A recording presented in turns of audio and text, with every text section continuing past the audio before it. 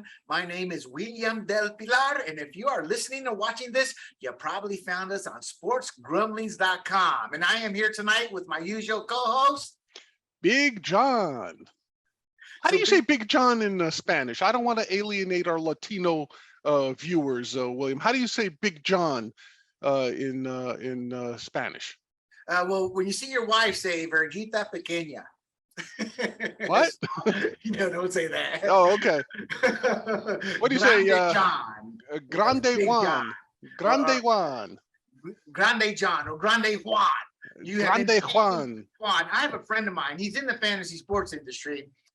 He calls me one name, Guillermo. You know, because Guillermo's not my name, but that's what William translates. Right, You yeah. know? And my dad's always joking. Yeah, I wanted to name you Hercules, and then he says, anyway, he says Hercules, Herculito, like little asshole, Herculito, you know. And so, but I got to be honest, John. We were off camera. And I just got 1970s jazz in my head. Oh yeah, don't tell him why, but yeah, don't tell him why, but yeah. But we have a good night tonight. Yeah. We're going to talk a momentous decision. I say momentous because it was one of the biggest decisions Supreme Court has made, arguably since Heller and arguably since Roe versus Wade, because it directly impacts, for example, my state, which has done everything to keep guns out of our hands. And you're going to talk about that. You're going to give us a libertarian perspective, which I agree with wholeheartedly on this. Then we're going to talk a little bit of Tony Siragusa, the Goose, who when he passed, I tweeted out, you know, about how he made us laugh. And I was just looking at my own reactions to when he was alive, and that's the consensus. Everybody felt that way. He was just larger than life figure. But I was angry at his death, and we'll talk about that a little bit later. And we're going to talk about and y'all may disagree, but you're wrong if you do. But one of the greatest self-promoters we have seen in the last 5 years, and that is Jake Paul. Love him or hate him, the guy is supposedly worth 30 some odd million, and it's all self-made. So we got some interesting topics for y'all tonight. Sure. And John, let's get it going. Yeah. Talk to us about the Supreme Court, the decision, and it deals with the New York State court battle that was going. So the floor is yours, my brother. Yeah. So basically, the Supreme Court had a case before it. It was came out of New York State, which was and I'm going to give you the name of it. It was it basically deals with the right to conceal carry in New York State. Now, New York State, I'm venturing since 1911, I believe. You are not allowed, if you are an ordinary citizen in New York State, to conceal carry a weapon, guns, knives, bats, anything. You're not allowed to do it. And gun ownership in general, handgun ownership especially, is particularly difficult. Yeah. Anybody who's a legal gun owner who has a CCW license in New York City, it takes years to get one. You have to have documented evidence of things like death threats. You have to show that you're someone who transports very valuable assets, like say the diamond dealers, the Orthodox Jewish diamond dealers in the Diamond District in New York. They all have concealed carry because they're always transporting rare diamonds and stuff, right? And large amounts of cash. You had to jump through hoops with the NYPD to be able, and they looked at everything. Like, I've heard stories where parking tickets disqualified you from a concealed carry. Anything like that, you couldn't even get a permit for a handgun. Well, that's what, John, we have it here in California. I think what you're trying to say, just in layman terms, is they would look for anything not to give it to you. Is what it goes down to.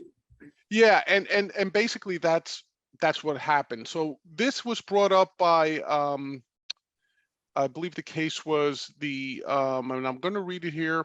It was New York State Rifle and Pistol Association Incorporated versus Bruen, who's the superintendent of the New York State Police. So basically, this gun club sued the police commissioner. Now, here's the interesting thing. In New York, I have a lot of friends who are licensed legal gun owners in New York. within the city, the 5-borough city limit, you couldn't even transport your weapon from your home Right. to shoot at the shooting range unless you went through these onerous things, like you had to obviously unload it, you had to put it in the gun box, you had to padlock it, you had to put it in your trunk, and then when you drove, you had to take it out, you had to unlock it inside the premises, you used it for target shooting. And there's very few gun clubs in New York City at this point. Most of the shooting ranges are out in the suburbs in Long Island or something.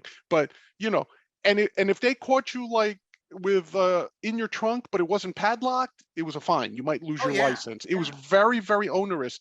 And there's been many cases where, like, say, visitors to New York from Texas unknowingly would just come with their legal in Correct. Texas handguns, and New York was not very understanding of their plight. Like, there was Oh one no, they woman. look for those people. They would, I Yeah, mean, I would imagine they would target them if some of them were known yeah, nationally and were known to carry. You're eh, absolutely right, John. We have that same issue here. yeah, When I go to the gun range, I don't know all the rules, but I know the basics that I have to do so I don't get in right, trouble. right, That is, I have to separate the ammo and the gun. They have to be in the car separate. So right. I put one in the trunk, and I usually put the ammo in the trunk and the guns by me. I figure if somebody's going to rob me, if they see the gun, they don't know if it's loaded, But luckily, I live in a rural area. It's a 10-minute, it's a 5-minute drive Right. to the gun range I'm at outdoors. But it just rule after rule after rule, and in essence, my interpretation of that law was saying, yeah, you can have a gun in your house or that, but you can't carry it outside the house. And Right. to me, that's black and white. I was not shocked at the decision today. I am. No, because you see, as a gun owner and someone who's been involved in politics, I've come to realize that these politicians who are clueless, they're starting to really overreach. So, for example, this thing that those 14 Republican senators voted on is going to pass, a lot of that's going to get chucked out in the red flag laws because they are unconstitutional. I think we have a Supreme Court now that understands the Constitution. Look, people, especially conservatives who get mad when the Supreme Court doesn't rule our way, it's because when you follow the Constitution, you're following the Constitution, not our ideology. So I expected this ruling, and I guess I am surprised, kind of like you are, just because of how the world is today. Right. But I just figured with this court. But I guess what I'm trying to say is, I'm not surprised at the ruling, but I'm just surprised in general based on how our world is going right now. But I think the surprise should have been the leftists when New York way overreached on this. Well, here's the thing. So I agree with you. Look, in terms of constitutional rights, I agree with you. The New York laws are very onerous. So even if you were, look, I've always said the fight to say that, like, even here, let me quote to you because I think it's important when you think of how, I mean, you're familiar with it in California, but for people who aren't familiar, our governor here in New York is a woman named Kathy Hochul. Not elected, appointed. Right. She was the lieutenant governor who took over when Cuomo was forced to resign. She said, when she found out about the ruling today, she said, "I'm sorry this dark day has come, that we're supposed to go back to what was in place in 1788 when the Constitution of the United States of America was ratified. And I would like to point out to the Supreme Court justices that the only weapons at the time were muskets. I'm prepared to go back to muskets." So not only is she against gun rights, but apparently she's an idiot because No. There is no apparent, John. She's an idiot. she's an idiot because, first of all, listen, when you argue gun rights and you talk about the Second Amendment, and this is where I'm full libertarian. I'm not a Republican on this. I'm a libertarian. I'm a strict constitutionalist on this, which means that I look to what the context of the amendment is, when it was written, what it meant in context of the times, and how it applies to today. So anyone who tells you the Second Amendment applies only to the Army is an idiot. And I've got very learned lawyers who are liberals that are good friends of mine that I went to high school and college with who hold this position. And I ask them, what about the Bill of Rights suggests to you that the people who wrote the Bill of Rights said, we're going to create these 10 amendments because already just a few years after we signed this Constitution, we already see the federal government overstepping. So we're going to rewrite these 10 amendments to make sure that the government does not further encroach on individual rights. Oh, by the way, the second most important one, no. We're going to leave that to the government. Like, who in their right mind thinks that's what they did? Regardless of how you, yeah, like dumb, idiot liberals think that, right? People who are scared of guns. So that's the person. I'm sorry, but that's a great point. Yeah. I'm scared of guns. That's why I go to the range. Yeah, listen, I'm scared of guns too, but it's like the truth of the matter is that's what the Second Amendment means. It means that notwithstanding that we need an army, a militia, that's what we need. The right of the people to bear arms shall not be infringed. It's what it means is exactly that. Yeah, we need an army. We acknowledge we need an army, but guess what? Everyone here needs to be armed. And by the way, in 1789, everyone was armed. Everyone had a gun in their house because you needed it to hunt. You needed it in case the British came. You needed it in case the Indians came. All that fun stuff. You needed a weapon. And remember, John, the English did come back in 1812 and ran us out of the capital. You bring up a very good point. I live in a rural area. I was in a bad situation one night. This guy, I'm 50 yards from the road, or maybe even more. And this guy comes wandering up. You could tell he was as hammered as I was in my sailor days. And I immediately recognized it. And he was a violent drunk. I have a steel, one of those stronger steel. You know how you have the door, then you have the steel. Yeah. So mine's steel. It's pretty strong. He was so drunk, he came charging, smashed his head, fell back. By all rights, should have been knocked out.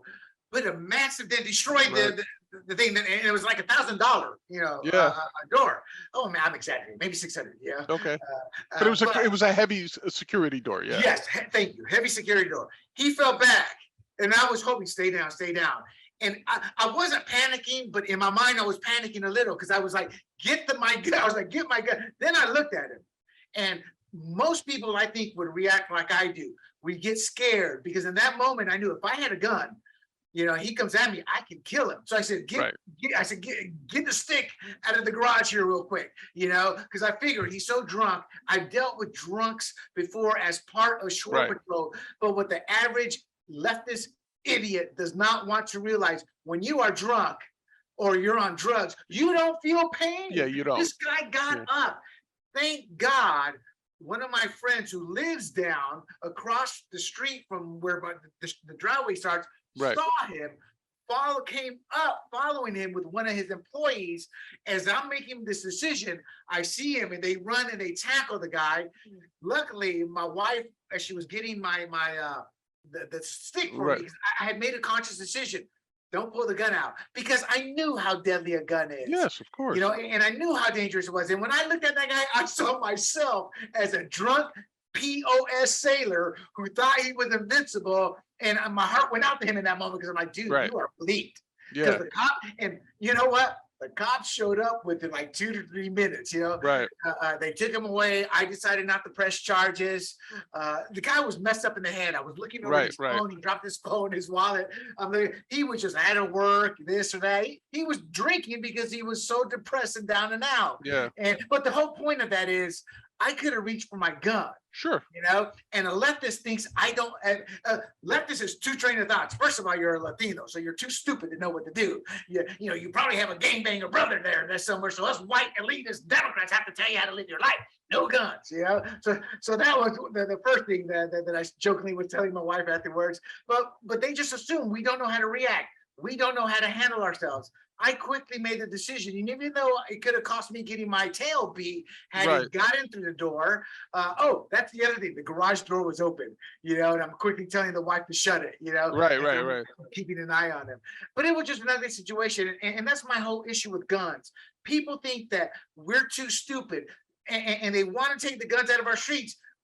But are criminals going to listen to that? No, of course not. That's always been the issue, and that, to me, to a large extent, this ruling is more important in that sense, because when Thomas wrote his opinion for the majority, let me read it to you. It's a little lengthy. I'll try to get it. and I'm taking this excerpt out. It says, "We know of no other constitutional right that an individual may exercise only after demonstrating to government officers a special need. That is not how the First Amendment works when it comes to unpopular speech or the free exercise of religion. It is not how the Sixth Amendment works when it comes to a defendant's right to confront the witnesses against them. New York's proper cause requirement violates the 14th Amendment in that it prevents law-abiding citizens with ordinary self-defense needs from exercising their right to keep and bear arms. We therefore reverse the judgment of the Court of Appeals and remand the case for further proceedings consistent with this opinion." So what he is saying, if I'm paraphrasing him, is there's no such thing as second-class rights. All your rights as individuals are yours. They're not granted by government. They are only protected by government. And that is the key thing that I think people will draw out of this for a lot of different things, not Well, just actually, guns. John, I wouldn't even say they're protected. I think what he was saying is these are your God-given rights, and it's not the government's job. They have no right to take them. Well, that's it. That's what I'm saying. So Yeah. that rights are not granted by government. See, Exactly, and when you exactly. talk to a lot of liberals and Republicans, quite honestly, because a lot of them think like, oh, we need our rights from the government. It's just that we want more rights from the government. No, you're both wrong. Rights are yours by the virtue of you being a human. That's how you have rights. It's also the reason why if you told me healthcare is a right, housing is a right, I can instantly tell you that they're not rights. I don't even have to think Exactly. about it too long. Do you know why? Because if you're telling me that I have to provide healthcare to you as a basic human right, or food or clothing or housing, guess what? It's not a right, because then you're giving me the ability to force people to provide something to you, which is what Exactly. government does, right? And rights cannot be provisioned by force. That's a basic, that goes back to John Locke. Oh yeah, You can yeah, figure yeah. that out, right? So what I'm trying to say is by this decision, in my opinion, not only will you see like restrictive gun laws like in Illinois, California, I think Maryland, not only will you see those start to be chipped away, which is their greatest fear. Excuse me, Jeffrey Toobin lost his mind over this today. Did he blow a But load all about it? yeah, he blew his load on TV about it. Also, Keith Olbermann lost his mind, and Oh I'll yeah, get to yeah, him yeah. in a No, second. Keith Olbermann lives alone, doesn't have a woman. He's I crazy. mean, that just epitomizes how But it's miserable of a interesting. person he is. But it's interesting to me, and I'll get to him in a second. But to me, this ruling is fantastic. My good friend that I've mentioned a couple times, Dan Schmutter, who works on 2A cases. I mean, as much as someone our age can do cartwheels, he was doing cartwheels over Oh, this. I'm sure he blew a load. He's on the front lines of these battles, guns, knives, everything. He as much so the way I say it is like we should be Bill of Right brothers, right? Because Yeah. I will kill for the right to protect the First Amendment. Like here, you can see my shirt, defend free speech at all costs. That's my sort of cause, is the First Amendment. His cause is the Second Amendment. Right, right. You know the So thing about your free speech thing that irks yeah, me, not you. yeah. It's they apply the screaming fire in the theater to everything, Yeah. even when it doesn't apply. And that's their only fallback. And they live and die by that, you And know? actually, Hochul, our governor here in New York, used that while she was complaining about this ruling. She said, look, there's limits on the First Amendment. You can't cry fire in a theater. And then she used that stupid musket argument, to which I had two things to say. First of all, really? Muskets? First of all, that's not true, because at the time this was written, there were machine guns. They knew about machine guns. They still wrote the Second Amendment. The second thing is, really, you want to go back to that standard? We can only use things that were in place. So, and I can't take credit for this. Another woman tweeted this out there. He goes, really, all politicians were men in 1789. You want to go back to that, Kathy Hochul? You want it to be Yeah. only men making rules? Well, the thing, John, is it's what translation. Those our forefathers were too stupid to see that we would advance scientifically and Yeah. weapons would increase it. They were too stupid to understand that. Really, you know, Ben Franklin discovering the electricity, Ben Franklin with all these inventions on paper. But You know, people, it's like They knew what was coming. Of course they did. And that's why the First Amendment isn't limited to quill and papyrus. That's why the First Amendment applies to the internet. It applies to what we're saying now, right? But John, you know, that does go through court because the wiretapping, remember that they were allowed that it came down to the Constitution in terms, I can't remember, like bugging somebody and then what I'm trying to say, every time we get a new technology, there's a legal there's always a legal principle. And what happens in those cases, I'm glad you brought that up because I was going to say this. The old fire in the theater is a bit of a misdirection. It's not that the speech is prohibited, it's that that speech is not excluded from retribution by the law, meaning that if you libel, slander, or cause a riot, no one prevents you from doing that in terms of your speech. It's just that after you make that speech, you can't say, well, it's protected. No, it's not. It's like a gun. You have the Second Amendment right to carry a gun, but if you illegally shoot somebody, you will be prosecuted. Yeah, you have a right to carry a gun. Now I know to come back to it. Yeah, you struggle. You have a right to carry a gun. You don't have a right to murder someone in cold blood, right? So there's like, I wish people would be consistent with their argument because you always get these idiotic things. And to be honest with you, I also get frustrated, like even from some guys on the right, because I saw one guy who follows us on Gab, and I mean, he's a good fan, so I'm not going to call him out, but yeah, we don't have that many viewers. He said, you know, this is great because you get these kind of rulings when you have justices who follow the word of God. And I'm like, well, you know, let's slow down a second. First of all, I don't know that in a constitutional republic we want to be using God as the justification for our laws. I think they twisted it, John, because there are books and a lot of documentation that their religious beliefs are in the Constitution. Yeah, they that's just crazy. Write it out. Yeah, there is, and I believe it. But that doesn't. But they didn't specify it because they knew that wasn't the answer. But their beliefs helped them write that document. You know how you do because all the rights were. Who gave us all these rights for the founding fathers? Well, they say they come from God and nature, but like now that can be debatable based on your religion. I'm not going to argue it. Right, but they were influenced. I took sort of not offense, but I'd like to point out that if you're talking about a Christian God, which this guy apparently was because he wasn't talking about. We're a Christian nation. Yeah, well, that's not true, but it's that he wasn't talking about Allah or something in this case. But anyway, the concept that the Christian God would be like, you know, what's the first thing you should do when someone hates you? Shoot him. No, no. And see, that's my point when people start talking religious, because I'm like, I like to stay away from it, but nobody will change my mind because it's true. That was a time of everything was religious based there. It has nothing to do with the way we live today. It was close, like they did a poll. And in the Middle East, it's like, it's fundamental. It's like 92%. I forget what it is, and it's dropping here. That's what our world was 200 years ago. So when people say, no, it's not, no, you're lying, you're wrong, because that was the world back then. They were just smart enough not to put it in the Constitution, but that drove a lot of what they put in the Constitution. They just worded it properly. Yes, they weren't fools. They weren't. Power. Because hold on, John. The final point on that is, religion had as much power as King George did in people's belief. It's like I told you off camera. In the Ottoman Empire, the Suleiman wanted to, he did not care for Sharia law, but the people believed in it so much he knew he wouldn't last in power for a week if he tried to remove that aspect.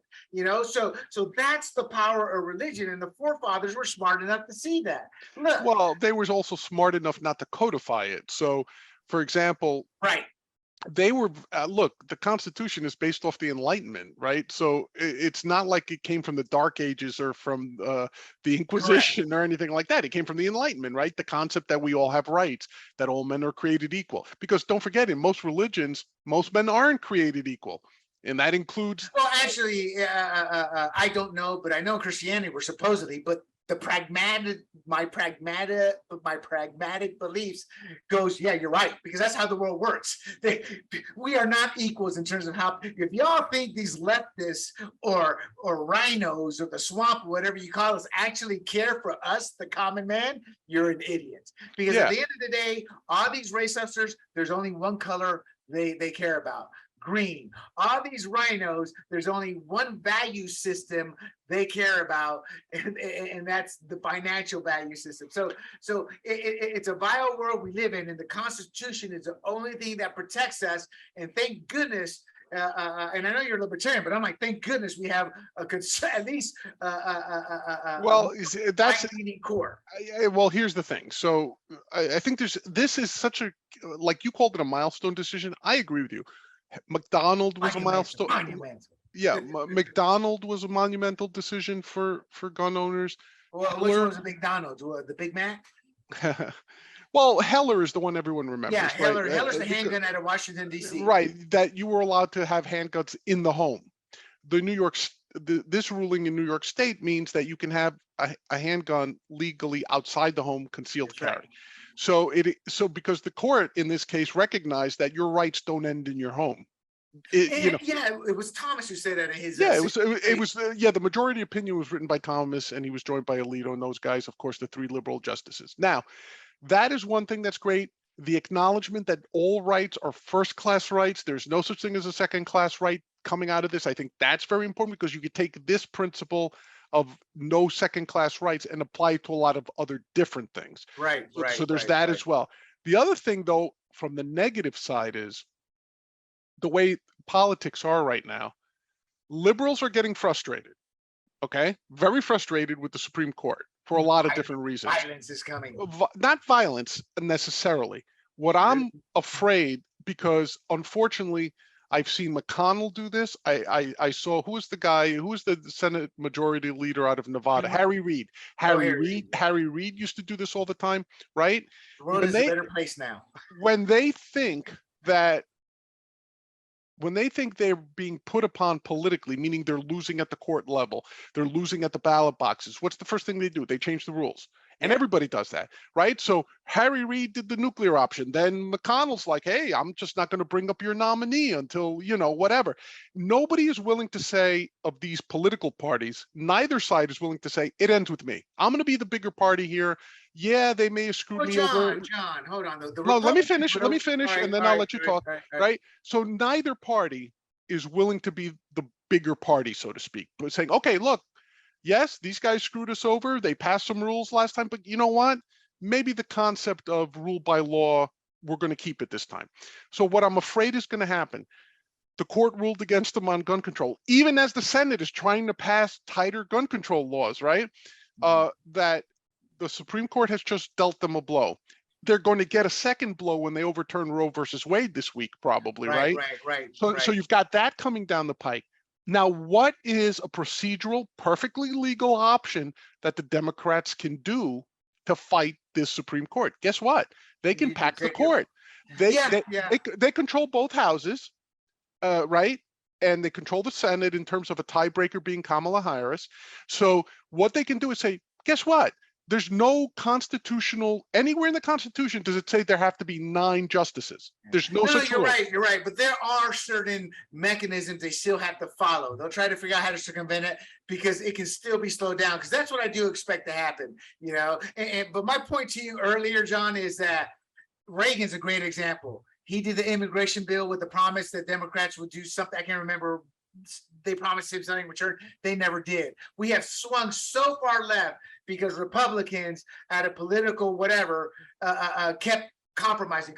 So we've swung left. So Democrats have always led on bleeping up the country, and Republicans will follow and do the same mechanisms down the road. But it's always Democrats. My whole point is simple: you impeach Biden, you impeach the DOJ guy, and I'm not saying that to get back at them. It's like the moment you do it to them and they realize, oh, they're fighting back. Now it's my tail on the line.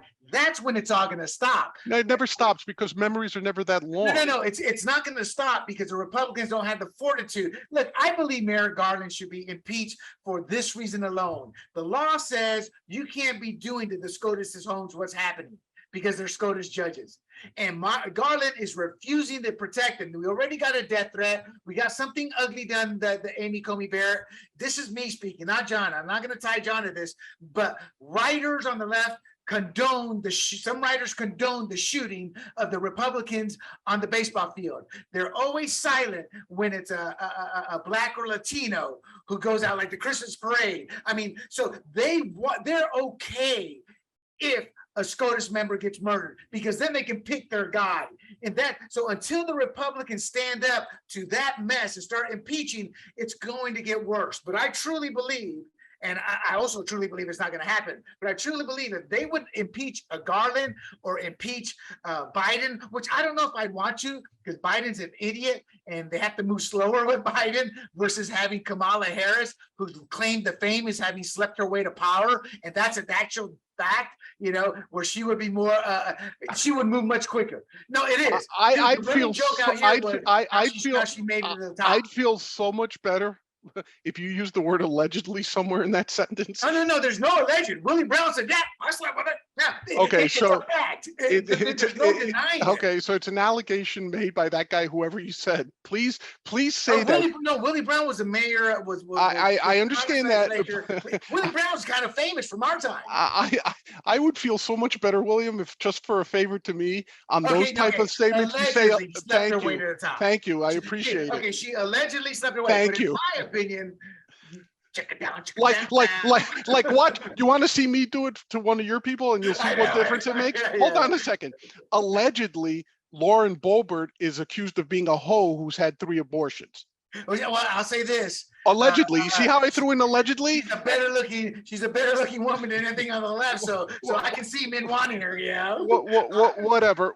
But my point being is just, yeah, allegedly. Okay. Yeah, but listen, so like I said before, fact now. I don't want to get too much, I don't want to get too far away from this, but I understand what you're saying. I just think that it never ends. And there is this cycle thing. I disagree with you that it's only the left. I disagree with you. Oh, yeah. Okay.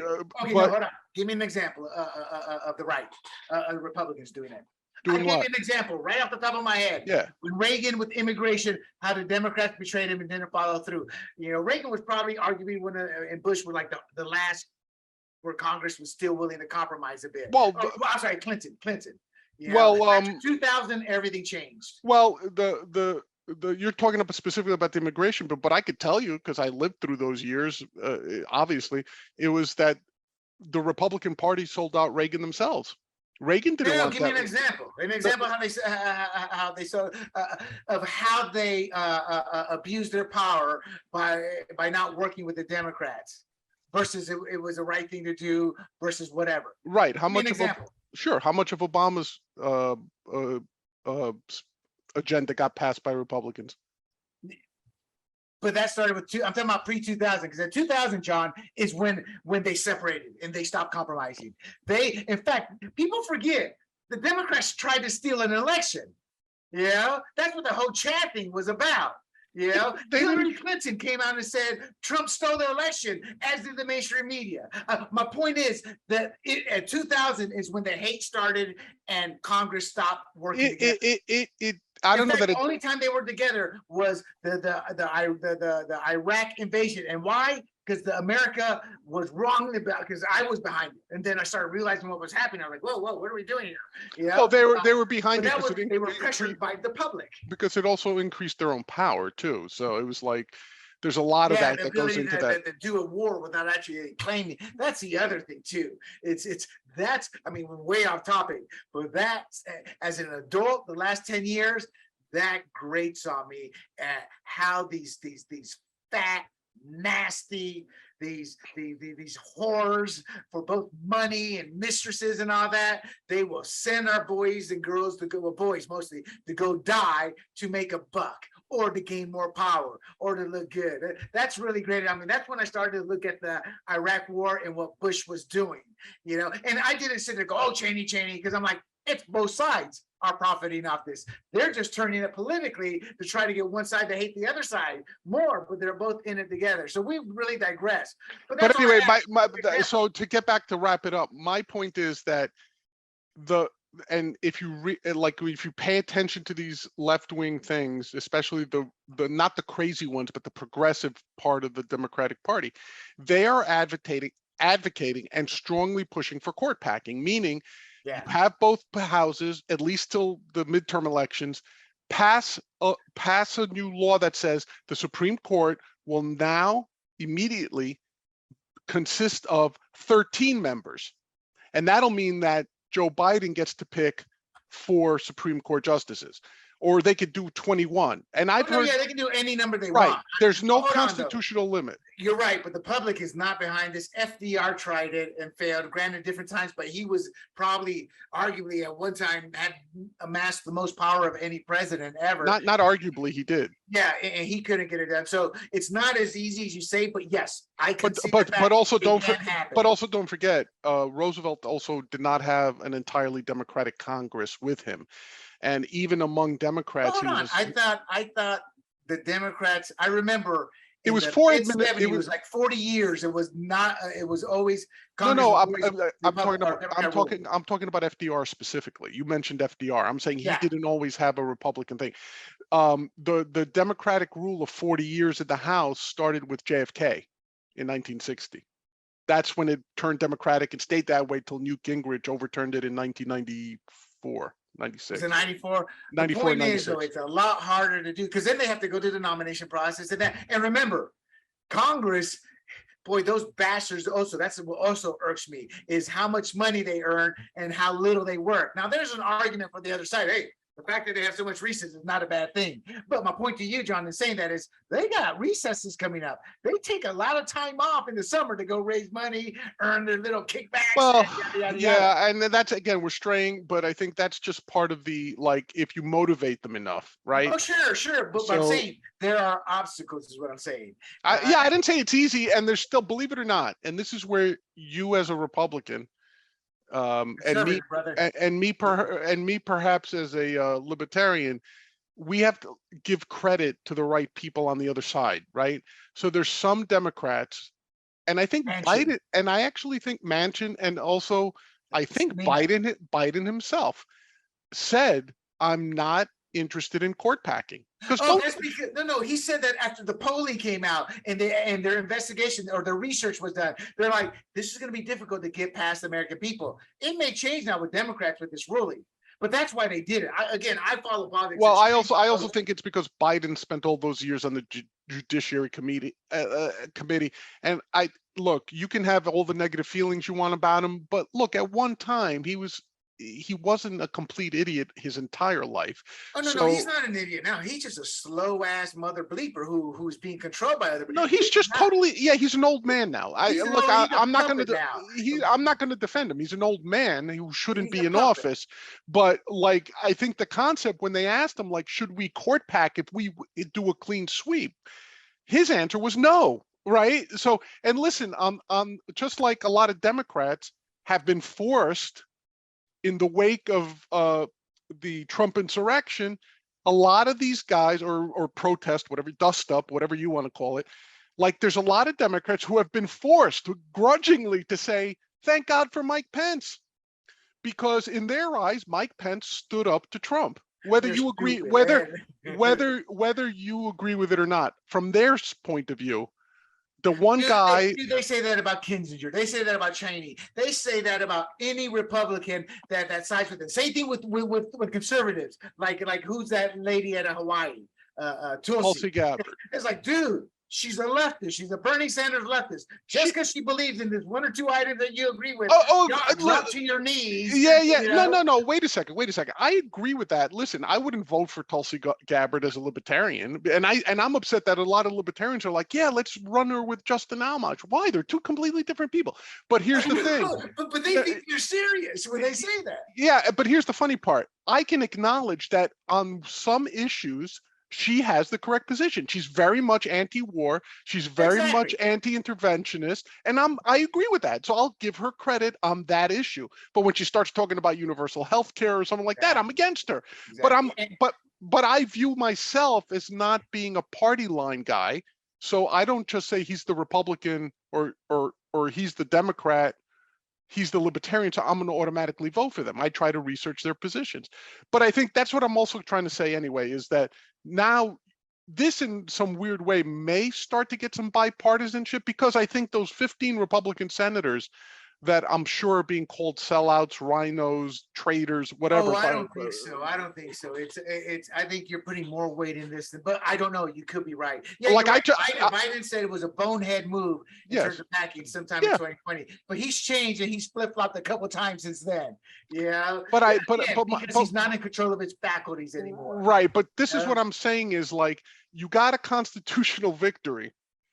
Honestly, from a PR perspective, I would shut up Margie Taylor Greene, whatever her name is, Lauren Boebert, who is it, Jordan? No, John, you're being a hypocrite because you don't shut up and you don't believe anybody. I'm now you're telling people to shut up. No. Let me finish. You don't let me finish my sentence, and you cut me off like you're CNN, so you get your point. What I was going to say is, if I'm advising them, it'd be, you got a victory, right? Just shut up and enjoy it. Just say, we got a victory. We believe the court ruled properly, something like that. When you start, like, I saw something like Lauren Boebert decided she was going to post a tweet of herself wearing some hot outfit, tight jeans, and a blouse that made her chest look like, hot, right? Let's be honest, she is hot. Whatever. But the point was, and she was posing with her gun saying, yeah, libs coming after you. God bless America. God's choice for guns. And she starts like that. Like, that type of shit is antagonistic. And there's no reason for it, because now, just from a very strategic move, right? Why do you want to fire up your opposition? Because guess what? You said Biden's a puppet at this point. Maybe he is. Why do you want his handlers focusing on court packing right now? Yeah, because first of all, I'm a pretty good big picture thinker, and the difficulties of that happening are slim to none. But it could happen. I'm not going to deny it. But that said, you know, we're in the lost cause anyway, meaning that our side, the conservatives, libertarians, because of the communications machine, and that's owned by the leftists. So it doesn't matter if they stay silent or not. It's going to be just 1,000% court packet. Take the guns away. They're idiots for that. That's what they've done since day one. See, that's what you don't realize. That's the battlefield. So no, you get that battlefield and you figure out how to attack it. I realize it. I'm not saying I agree with what they're saying, but that's not going to make any difference in the world. These people are attacked because the moment they went, I'm a 2A. The moment you go, I'm 2A, they put you as a gun nut. They don't acknowledge, yeah, he is right for a second degree. They say you're a gun nut. Unless you acquiesce to the government demanding you handle your guns this way, that way, etc., you're a gun nut. So that battle, so what you said doesn't resonate with me, because that's the battle we're facing. It's like I told you, I am an ugly person on Twitter now, but I'm not the proactive one. I respond, you're an idiot. You're a white closet racist because your policies hurt my people. You know, you have to roll your wife around in flour. You know, I get mean and I get ugly because I'm like, nobody's going to win this. I used to believe, hey, go to Twitter, have a conversation. No, you can't. It's just one shot. And I'm like, I can be meaner and uglier. And I wish people on our side would do that. Again, that's why Obama got elected. He was a fighter. And Obama was that intellectual fighter. You know, it's like I knew a guy who I served with on the planning group, and he was a leftist. He would eloquently say something, and I looked at the guy next to me. You just know he just hammered us. He just bitch slapped us. You know, eloquent. That was Obama. Then you got Trump, who was just a blunt machine. But people gravitate to them because they're fighters. Libertarians are peacekeeping people. I don't know if y'all understand that as a whole. Well, I like it again. It's philosophical. I don't believe that at the end you're replacing one idiot with another. So whereas I viewed Obama with disdain, even though he was a smooth operator, I viewed him with disdain, obviously. I've seen plenty of puppets. He was in my opinion, replacing him with someone like Trump, a completely unqualified person to hold the presidential office. What's the qualifications to be president? Period. Was he ever elected? Doesn't matter. Do you have to be elected to be president? Yes or no? Okay, so okay. If I answer yes or no, do you have to what? Do you have to hold office prior to? Okay, no. So this qualification crap is based on your own beliefs. No, I'm basing it. Now that we're completely off the subject, I'm basing it entirely on what I heard Republicans complain about Obama. He's only been elected for 1 year. He's running for office based on 1 year. I never said that, because anybody can be elected. I come from a third world country. I didn't say I didn't say Yeah. you said it. I said Republicans said it. Please, Yeah. please listen to what I say. I didn't No, I accuse you. heard you, but I didn't hear a lot of Republicans say that. I heard some, but not a lot. A lot. Most conservatives. And by the way, you know who believe said it? anybody can run for office. By the way, we you know want new blood. By the way, you know who said it among the loudest? That Obama shouldn't be president because he didn't have enough experience in elected office. Trump. Trump. Yeah. Well, we know who Trump is. That's who Trump is. You accept somebody warts and all, like Bill Clinton.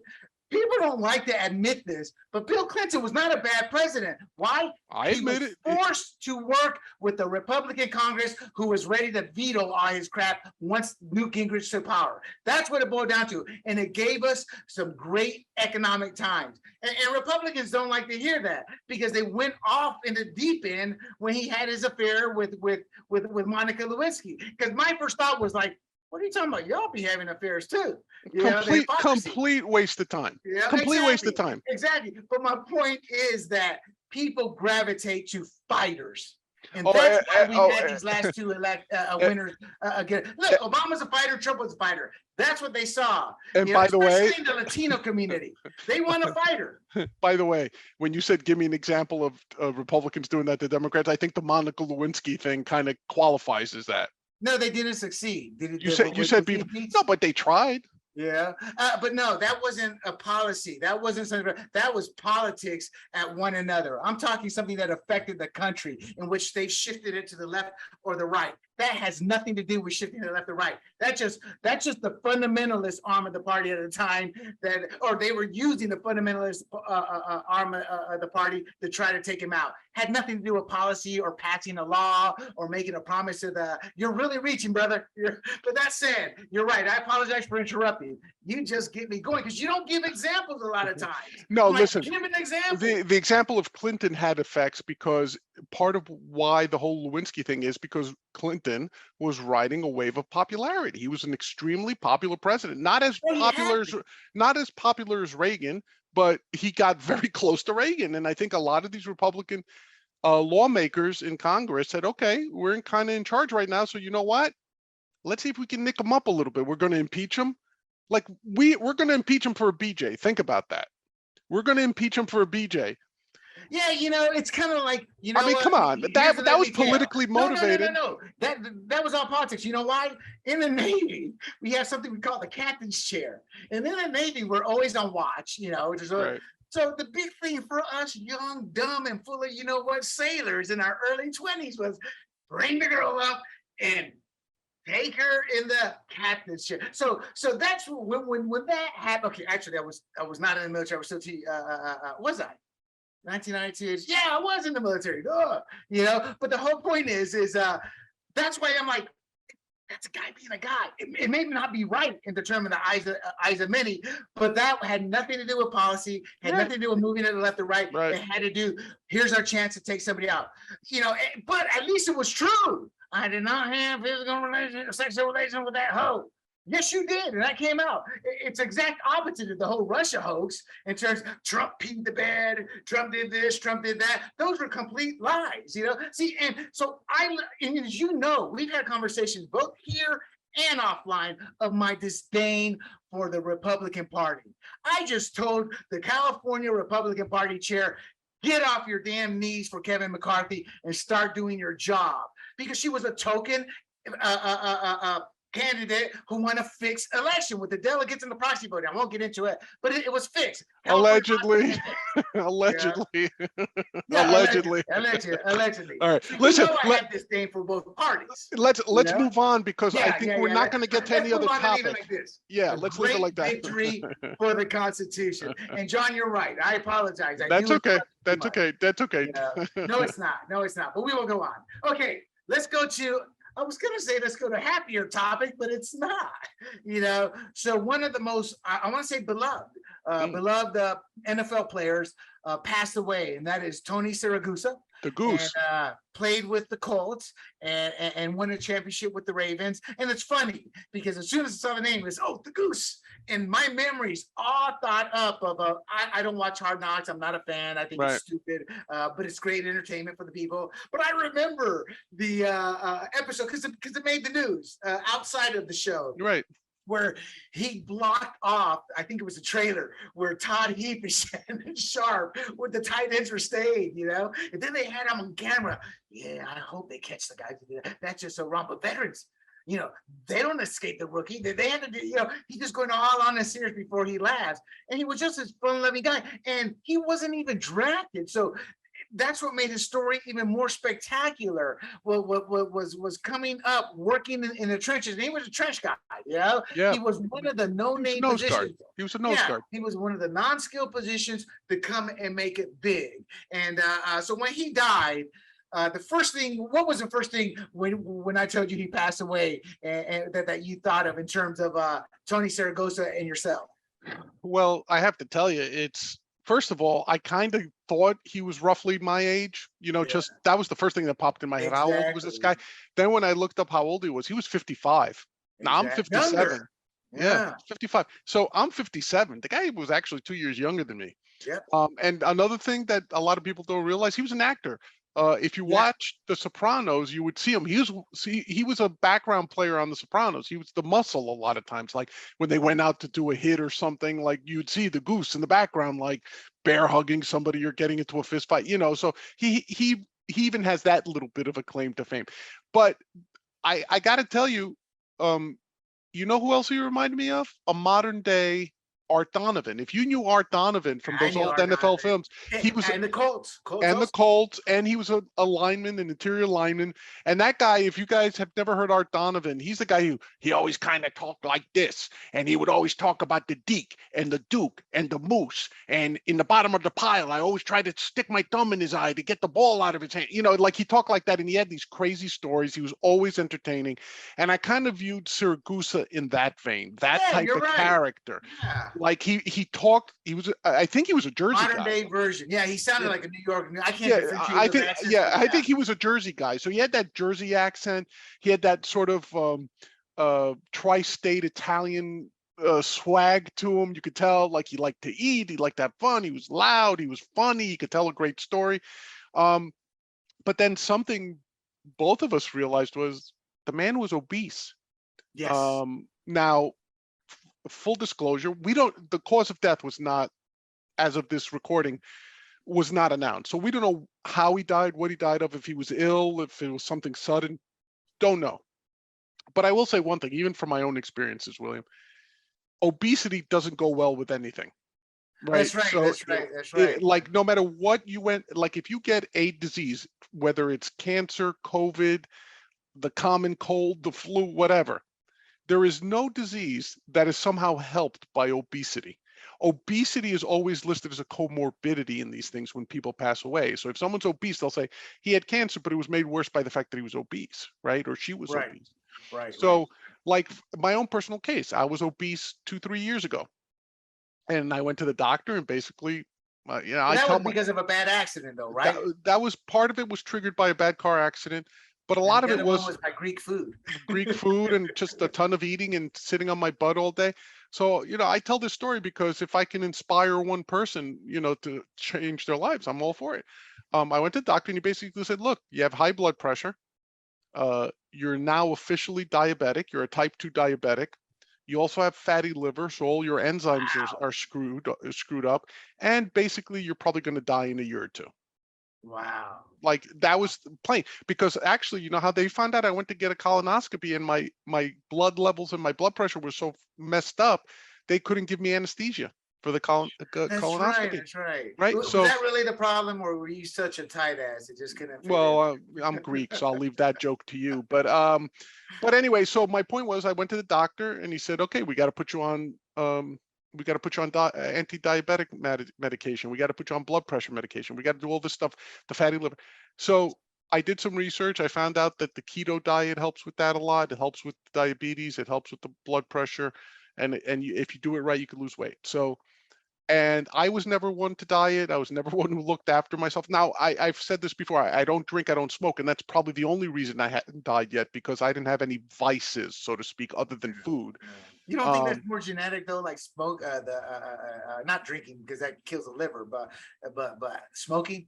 Well, smoking is bad even if you have no genetic Yeah. But I'm predisposition. talking about catching the cancer and all that. It seems genetic. Well, you don't catch it. Well, but there is a genetic component, but smoking also on its own is bad because you get emphysema. The Yeah. smoke doesn't leave your lungs. There's a lot of reasons why you Oh shouldn't smoke, yeah. even weed, not just Oh nicotine, yeah. but I'm not even weed. defending it, but I'm just Yeah, saying that's what I thought I've read in some places. yeah. But I was lucky because I didn't have any of those vices. So like as bad as I was otherwise, that probably helped me not die.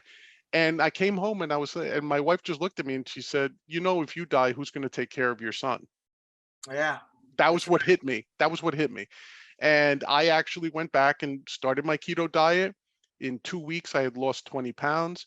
Um, and within 6 months, I was no longer diabetic. Within a year, my fatty liver disappeared. And I could tell you, I had a fatty liver since my teen years. Like the doctors noticed it when I played football in high school and when I wrestled in high school and college. So it was like I've always had a fatty liver. That is genetic. But it was also very much diet related. Ever since I decided to turn my life around, I've lost 70 pounds in total. My blood pressure is normal. I don't have to take medication anymore. I don't take medication for diabetes. My A1C is considered normal. This revelation had literally saved my life. And the other thing I thought of when we talked about Siragusa was, it's a shame, but he didn't have that revelation. That he didn't sit back and say, I'm not a player anymore. I'm not in top condition anymore. I'm at middle age. He was 55. You know, he's at that age when bad things start to happen to you health-wise if you don't take care of yourself. Now, you don't have to be a saint. You don't have to be super strict, you know, but just small things like don't be 100 pounds overweight. Don't be 200 pounds overweight. And I don't know how much he weighed, but he was still a big dude. You saw him. He was a big dude. And yes, a lot of that is muscle, but it's still your body's working harder. Your heart's pumping harder. So, like, again, we don't know what the Oh, cause of death and they're was, but weaker. They're not as strong as they were when you were in your mid late that 20s, that that too. where That's you're what at I your meant. peak. Yeah. So your Yeah. heart is, think of it like an engine, man. It's still pushing all this weight around, but you're not in shape and your cardio's off. So, look, I was sad. I don't want to rag on the guy, but look, you and I both said it. Like, it's too bad he never got serious about staying alive, trying to stay Yeah. alive and trying to get healthy. I got angry, and I had no connections. I've met Right. football players, agents, owners. I never actually talked to them. I've seen them in the same room. You know, hey, go say hi, go say no. But so I kind of got angry just because he's a larger than life figure, and he was beloved, and he would give back when he could. So Right. I kind of got angry when I saw the Howard Stern interview where he talked about his dad passing at 48 in his arms. He kind of alluded his dad wasn't a small guy neither. Right. And everything you just said, I'm like, well, dude, if that happened and you have a family and you have a kid, because here's when I got angry, and I'm not saying I'm right. I'm just being honest with the emotion. Was when I read a post, beloved father, his family, his children, they always came first, and I got angry because I'm like, but he didn't try to lose his weight to be around. Now, I'm not dogging him, a great beloved individual. Right. I just hope people can look at this and learn from it. Because even with his death, he was like, something like this, hey, just put on a little Sinatra. Because that's what I tell my friends. Look, I don't want anybody at my funeral who didn't like me, number one. Right. Number two, everybody on that funeral, I want you to eat light and drink up. Because one, you're going to sit there and think about and talk about the good things we did together and celebrate life, and right. that's what they're all going to do with Tony. And my take doesn't matter, but I just hope people can look at that and then look at their children or look at anybody. It's like I even have dogs. I'm at the age like, well, we got to make sure that our dog, if something happens to us, somebody's going to take care of the dogs, So it's not just children, families, every person, there's something there that gives you a good reason to be a better human being physically. Right. As you know, John, I mean, look, I'm 55. Hold on, 66. Oh, no, I'm 56. I stopped counting when in my late 40s. So, yeah, I'm 56 or 55, whatever 66 adds up to. I look great. I look 15 years younger. I'm the person to tell you, dude, I was born blessed with genes, but I work out because what I have come to learn about my body is every so many years, my regular workouts, it's kind of like I see I don't see it's something happens to my metabolism, slowed down more. Right. And my regular workouts no longer maintain me, and I started to balloon up. So I am aware of that, and I do it because I have an ego. We all have egos. I don't want to get old. I have no shame in saying I do not want to get old, and I don't want to lose my hair. I have no shame in saying that. Right. Call me vain or whatever. So I work out, but it also makes me feel better. When I built KFFL, I was the oldest guy out of the crew. When I was in my early 30s, most of the crew was mid 20s. So, and I started KFFL in my late 20s with my partner. And and as you know, working in the fantasy sports industry, when that preseason guide or these deadlines, you're getting 2 to 4 hours sleep. Yeah, and that's for weeks on end. Yeah, and I was outlasting my younger brethren there, and I attributed to that to being in good shape. I would work out. Right. We'd be pumping hard, and I'm gonna work out. They look at me like, "Well, you got all this work." I'm like, "Yeah, that's why I'm up to 2." Right. But that said, John, when I brought up health benefits to the company, it was a double-edged sword. I was prepared to do it, but I'm saying I'll let them vote on it. And I'm thinking, well, if they vote no, they're good. I don't have to spend money on it. Right. But they cared more for that extra amount of dollars that they would save than their health, because they were young and dumb. Right. And I think that's where it starts, the invincibility and thinking nothing's going to happen. So you get set in various ways to, once you get in your 40s and 50s, it's a long shot to get back down to where you need to be, because you're so far off gone. And so I did get a little bit angry, not angry in a hateful way, just like, why couldn't you have just taken care of yourself? Because we need the Tony Siragusas in the world. Yeah, and we're saying this out of love for the guy. It's not out of like, oh, he was fat, he deserved to die. We're not saying that. We're saying like it's not a joke anymore. And part of the reason, in my opinion, is that we've pseudo criminalized fat shaming. Oh, like, that's right. Yeah. Yeah. Like, I mean, listen, I saw something on Twitter. Like, one of the things that my wife actually gets very upset at me is when you see these really not even fat chicks, obese chicks, who get on Twitter and say, I look sexy, look at me, and they're in some thong bikini. It's disgusting, right? But aside from the fact that they just are not appealing to most people, physically attractive, I mean, the other thing they're putting a message is like, don't shame us for being obese. Don't shame us for having poor diet habits. Don't shame us. It's my life. It's this, it's that. And it's like, no, you're an obese person. If you're obese and you decide to parade in a bikini, guess what? You deserve to be made fun of. And in the old days, ridicule, public shame, societal pressure was a way that a lot of people self-regulated their behavior. You didn't need the government to do it for you, because people would make fun of you. Like, you and I knew that if we grew up and we had the wrong pair of sneakers on, other kids would be merciless towards you. Yeah, they were terrible.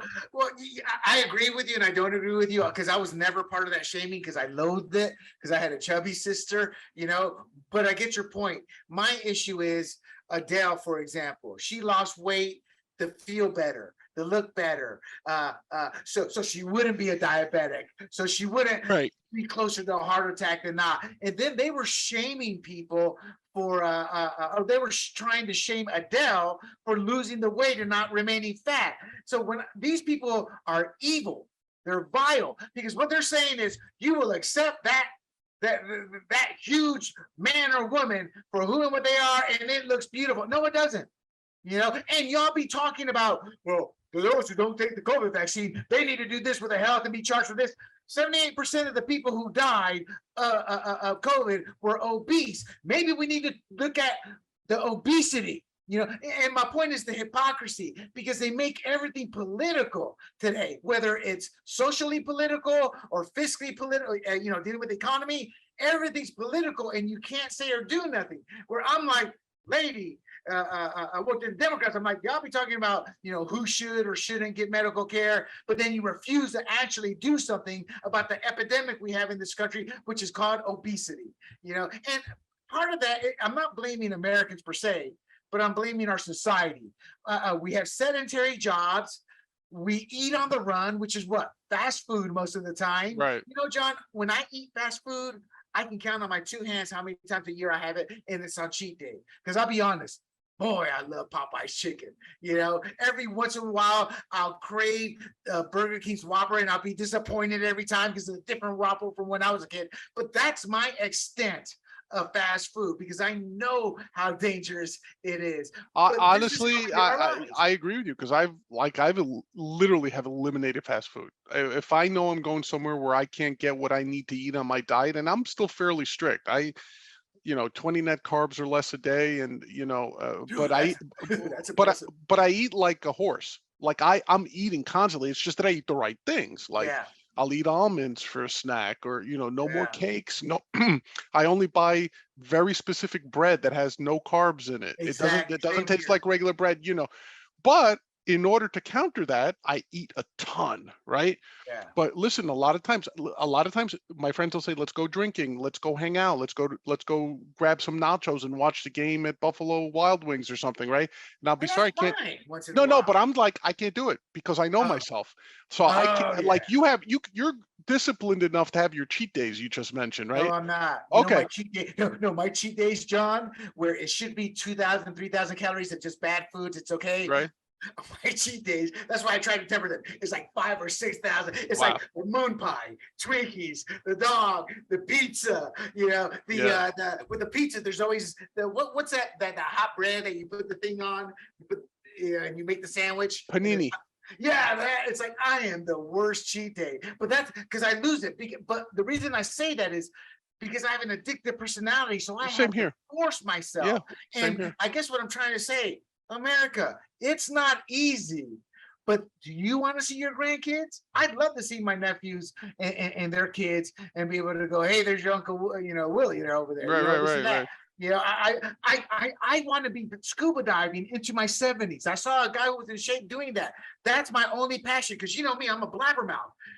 When I scuba dive, I don't talk. That's when I'm one with nature, with Mother Earth, with God, whatever he said. Because when Right. I'm underwater, I just marvel at the beauty. That's when I turn very green.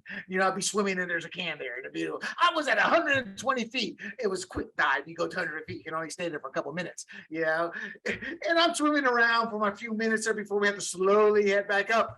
And there was the plastic rings. It's so depressing. But the point is, it's not easy.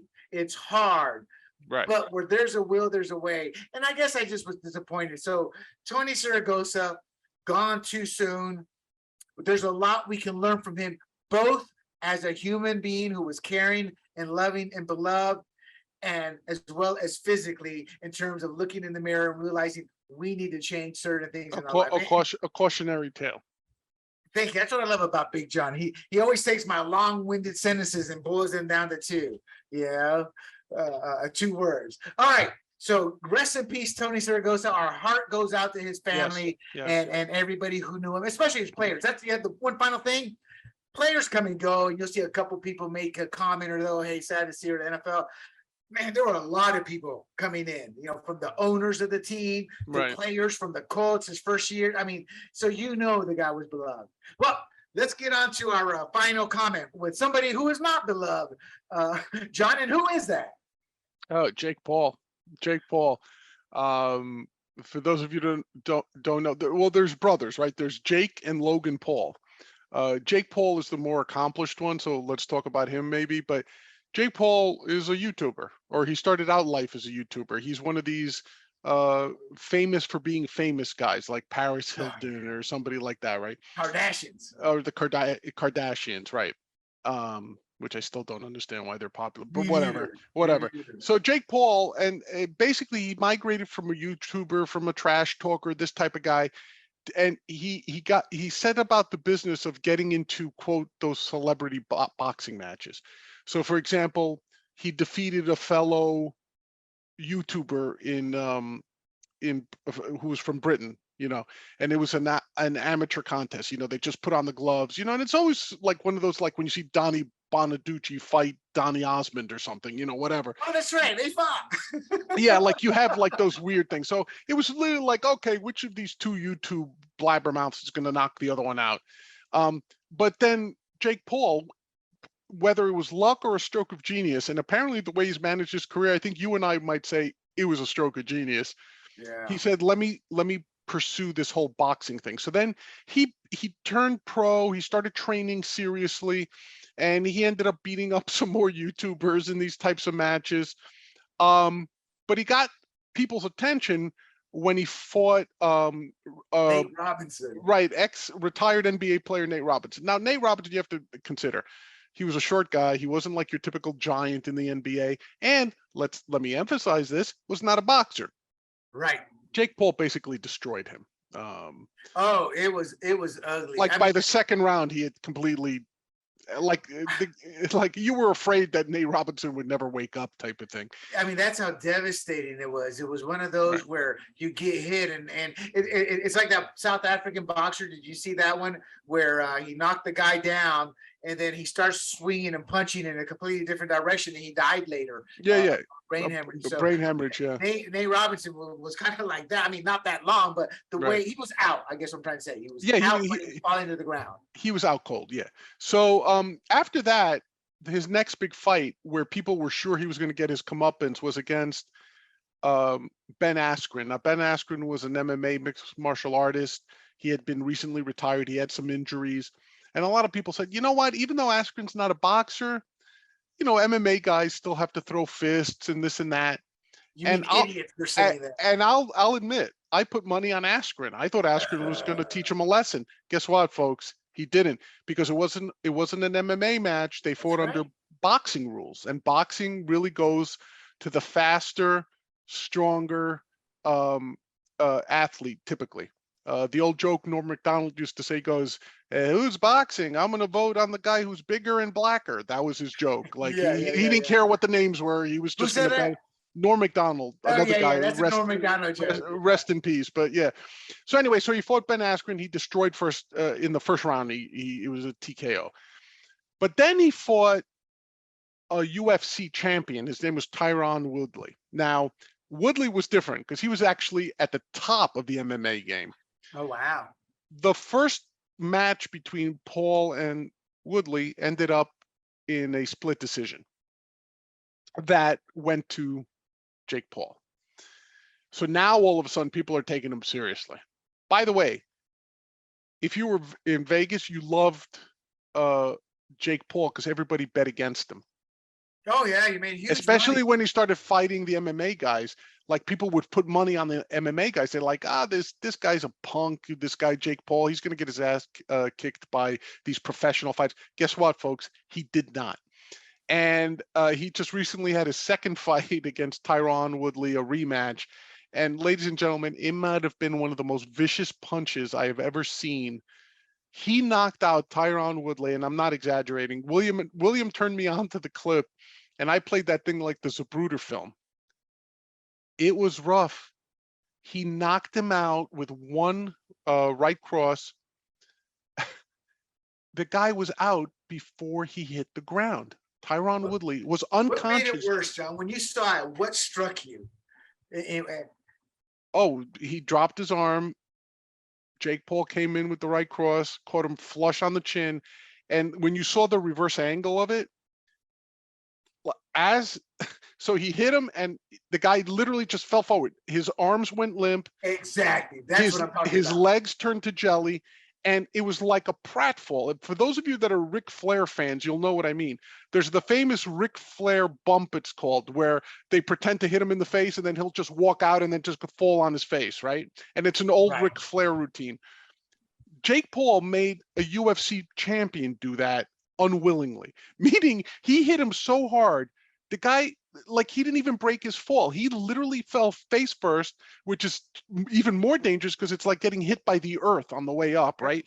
Yeah. He just got smacked face first and he was out, face down. I've never seen anything that vicious, that sudden. And I remember watching a Joe Rogan episode about Jake Paul where they were talking about Jake Paul. And he said, listen, folks, and this is Joe Rogan. He said, a lot of you think this guy's a joke. A lot of you think this guy's just doing it for publicity, which maybe he is. But one thing you have to keep in mind, he is a serious boxer and he's jacked, he's built, he's fast. I don't know what kind of chin he has because honestly, he hasn't been in the ring with a pro boxer. True, but the guy, what? Oh God, I'm trying to think. Tyron Woodley, yeah. Woodley, he got a good shot right before he got knocked out. He got a couple of good combos. I'm like, whoa, he took a shot there because that's my question. Everything's nice when you take that hit, and he took a hit, and I was like, okay, Maybe he can take a punch. You know, John. By the way, just to that, I'll quote I'll quote Mike Tyson when they asked that. Like they said, your opponent seemed to have a plan, and he goes, "Everyone has a plan until you get punched in the mouth." You know, so it's like, you know, everyone has a plan. Everyone has a plan until you get punched in the mouth. And I think like, so a lot of people thought that about Jake Paul. You know, it's like, okay, he's fighting non-boxers, and again, you have to be very careful. If you're a great karate guy, it doesn't mean you're good under the rules of boxing, and vice versa. Like, I'm sure if Jake Paul fought Tyron Woodley in a cage, Woodley would tackle him, throw him to the ground, and then grab him and choke him out. No, you're right. You're right. That's why Floyd Mayweather refused to fight Conor McGregor MMA. He knew it wouldn't have lasted 30 seconds. You know? Oh, listen. The greatest of all time, Muhammad Ali, when he fought Antonio Inoki, it was considered the wrestler in Japan. Yeah, I saw that. It was considered the first match, and it came out afterwards. At the time, people thought it was a farce because it ended up in a draw. Like the referee quickly said, they're going to kill each other eventually. So draw. Nobody wins. We're done, right? That's because Ali got frustrated. Well, he got frustrated because Inoki. So this is how much they respected each other. Inoki was like the Bruno Sammartino or Hulk Hogan of Japan, and he was a big guy too. Yeah. He decided that he was never going to give Ali the chance to punch him in the face. Exactly. So as soon as the bell rang, because they were fighting under true mixed martial rules back then, the boxer could box, but he could also kick, he could grab, and the wrestler could grab him and all that. Inoki said he knew that if he got anywhere near Ali's fists, Ali would kill him. He knew that. He was done. But Ali also knew that if Inoki got close enough to tackle him or kick him, that Ali was done. Yeah, so the whole fight was literally Inoki on his back, kicking at Ali from a distance. Yeah. And it was Ali trying to tease him into standing up, doing the rope-a-dope and the shuffle, right? Yeah. Yeah. They said that after the match, the public didn't know this, I read it in a book, Inoki had kicked Ali's legs so hard during the fight, because it looked like he was just, toying with him, just trying to get him to, that after the fight, they said had Ali waited another couple of hours, he would have had his leg amputated. That Inoki had kicked so many blood clots into his leg, he had to go get treatment for that, get surgery, I think, because they said Ali, a boxer's not used to his legs getting kicked or hit. Right. Whereas in MMA, what's the first thing they teach you? Leg kick, front kick, side kick, shin kick, constantly. So it's very important. You got to understand the rules of the match, and you have to understand. So Jake Paul, yeah, he's been fighting guys who are good wrestlers. They're good MMA guys. Nate Robinson was a great point guard, but he didn't know how to fight, right? Well, he's fighting a boxer now. He's going to be Jake fighting Paul, Tommy Fury. Yeah. And Tommy Fury's 8-0 with 4 KOs. So Jake Paul's doing it smart. And Tommy Fury, because I made this mistake, is the younger brother of world champion Tyson Fury. Yeah, see, I got confused too because I thought he was fighting Tyson Fury, and I couldn't wait. I couldn't wait to get to my bookie to put money on Fury. Exactly. Well, actually, the odds would have been. You would have probably had to blow $1,000. That's okay. I would have put it on Fury anyway. Yeah, but see, that's what makes. But see, my whole shtick, and you get the history very well. I'm more simplistic as a businessman. To anybody out there who you want to start your own fantasy sports company, your little mama's pop shop. Jake Paul is a phenomenal self-promoter. Yes. And he is an exception to the rule. You can't be that arrogant, that bad boy that much, because the hate towards him is part of his shtick. But what you can take away from him is the confidence to when you do whatever you do to better your business, you give it 150%. Yes. And you take no prisoners. If you're going to do a marketing campaign, have no shame in it. Say what you need to say. Whatever you're going to do. So I look at him as a phenomenal marketer. But here's what I also noticed: having been in the military, having doing a startup, there's an attitude you have to have. And something happened. He fell in love with boxing, and he's become a student of that game. And he's trained. Does that mean he's any good? No. But the worst boxer will knock out the non-boxer. Period. I was told that by a boxer who I met in the military, and we were related in some way out of Puerto Rico. We're from the Capadias area. And he showed me a few little tricks. I'm like, whoa. He goes, you fight a boxer one-on-one and you don't know how to box, he will kill you. He goes, you always take a boxer to the ground. Yeah, that's because once in the ground, they're done. If you know how to fight. And this is what a boxer told me. And my whole point with the MMA is exactly what you said. It's they're not boxers, so he had that advantage. So this is his first real test. This is where his self-promotion comes and meets a bitter end, and he'll still do other things and all that and make money. But if he wins this, not only will he be proving himself as a boxer, but his self-promotion skills, his next fight is it's gonna go sky high. Now, the downside of this is how pathetic is the sport of boxing today that a Jake Paul and Tommy Fury will probably be one of the most watched boxing matches in the past year. Right. I follow a couple guys who cover boxing, and they're always throwing out names and all that, and I don't know who they are. Why? Because I used to be an ABC Wide World of Sports fan, and every Saturday that people don't realize Mike Tyson's early career, his first couple of years, was on ABC Sports on Saturday. That's where I saw you mentioned about what's his name again that got knocked out, that Jake Paul knocked out, the MMA guy. Oh, Tyron Woodley. Tyron Woodley. You said you never seen that before. I have. When Mike Tyson knocked out Joe Frazier's son, Marvelous Frazier. Marvin Frazier. Yeah. He hit him, and as he's falling and he's out, Tyson is so fast, he gets a couple more punches. And what made it so devastating is he was already out before he hit him a second and third time. And he's so fast, and Rush trying to get to Tyson, and he's just so fast, he hit him two more times. It was one of those things that it was, to me, as I told you off camera, I get the violence and all that. It's just not my cup of tea. I kind of cringe when I see a fellow human pounding something. It's not good or bad. Let them do what they want. They're both agreeing to do that, or the women are agreeing to do it, so whatnot. But that's kind of like, oh my God. I mean, in my mind, he could have killed him there. Of course. There's always that risk. There's always that risk. So I have seen it, and I'm not comparing Jake Paul to Mike Tyson, but I am comparing the devastation that punch took out on Woodley, just like he did the Marvelous. I remember that punch on Frazier. The difference was that I think it was perception of the way they fell, because Frazier fell backwards and he kind of fell up against the ropes when he got knocked out. Frazier was scared. You're right. He was backing. I mean, he was scared.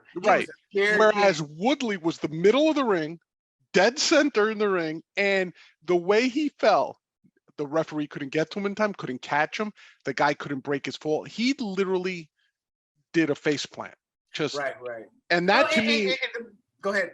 Yeah, that's why it looked more devastating. Yeah, but although I agree with you. Yeah, look, that knockout of Frazier was crazy. I saw an MMA knockout once where one of these Brazilian MMA guys who tend to be very fast with their hands, like Vitor Belfort was known for that, right?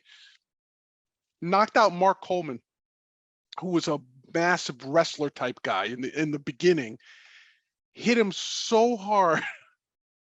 I just remember the guy was like up against the fence and just slid down. He was out. Oh, He slid down up against the fence.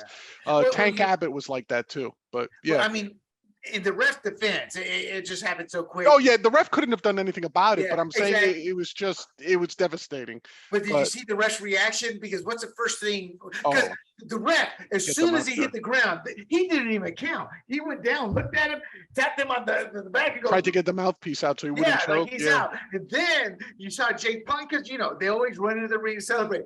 He's like, no, stay back. And he said that, stay back. That's when you knew it was some serious stuff. Well, you knew it was serious because they cut the camera to Jake Paul, and he was doing his, like, I'm climbing the ring ropes. I got to celebrate with my brother, high five everyone, do his dance that he was the king. Then they cut back to Woodley, and that guy was still face down. No one could move him because they didn't know if he had broken his neck or what. And it took a good maybe 4 or 5 minutes before they even brought in a stool for him, for him to sit on so they could prop him up. That guy was out. He was just out, unconscious for a good 3-4 minutes. And listen, when it's that long, like 3-4 minutes, does it sound like a lot of time? Oh, if someone's unconscious for that amount of time, your first thoughts go to like a brain bleed, a severe concussion, an aneurysm. Like there's a lot of bad things that happen. And people have no clue. You know, as a scuba diver, I was talking to somebody about narcosis, And I go, it doesn't last long. I've never had it, but it happens. It doesn't. Yeah. And they're like, so what's the big deal? I'm like, you're underwater. Yeah, exactly. All it takes is a couple seconds and you're done. You're toast, So we are clueless to the devastation that our body can encounter with these punches. On the final note on J-Pop, I don't like him or dislike him, but what I love about him right now, he talks so much crap. Yeah. Everybody hates it, but he's backing it up. Dude, the crap he's talking about Tommy Fury, because he got a text from one of Tommy Fury's managers or saying, well, we may not be able to do the fight because of his father couldn't come see it. And Jake Paul went up, your father, he's a criminal for the last 15 years. Yeah, just the way he said no it was like, mercy. Yeah, no mercy. No mercy at all. Yeah.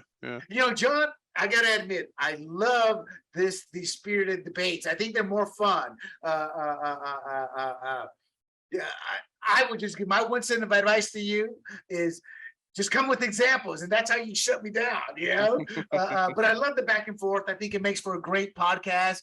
It's fun. We get our points across. You're more eloquent, which I love, because you always end up explaining what I'm trying to say. So I think we had another great show tonight. Yeah, it was a good show. Tony Siragusa, rest in peace. Yep.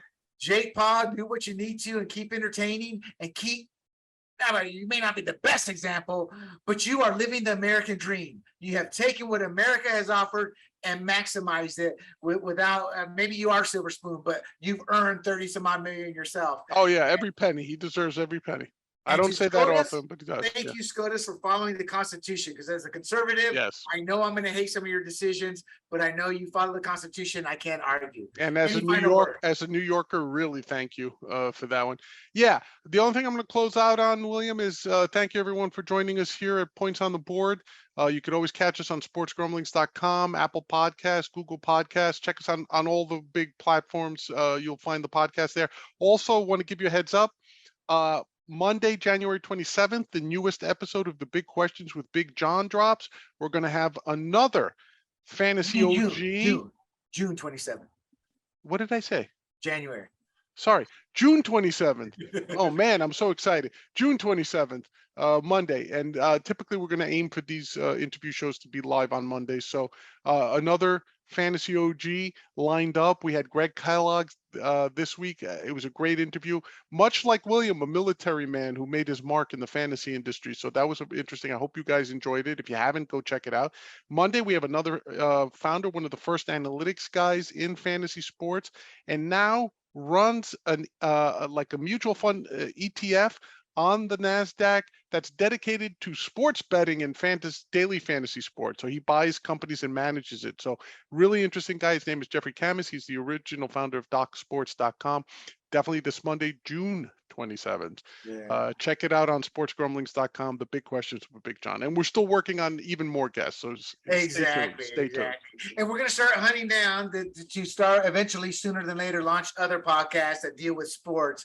But it's a great show, John. And the only point I have to make is the guy that your guest, I had no clue who he was, but when you mentioned his pseudonym with Dr. Steph, I'm like, oh yeah, I know him.